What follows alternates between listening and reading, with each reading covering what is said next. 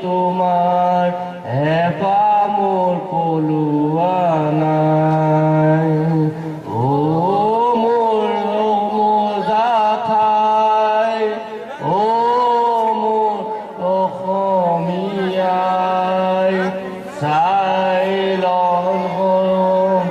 বিচাৰি নলমটো নোপোৱা কৰিলো পাৰ। ইমান আপোনালোকে ধৈৰ্য সহকাৰে সভাত উপস্থিত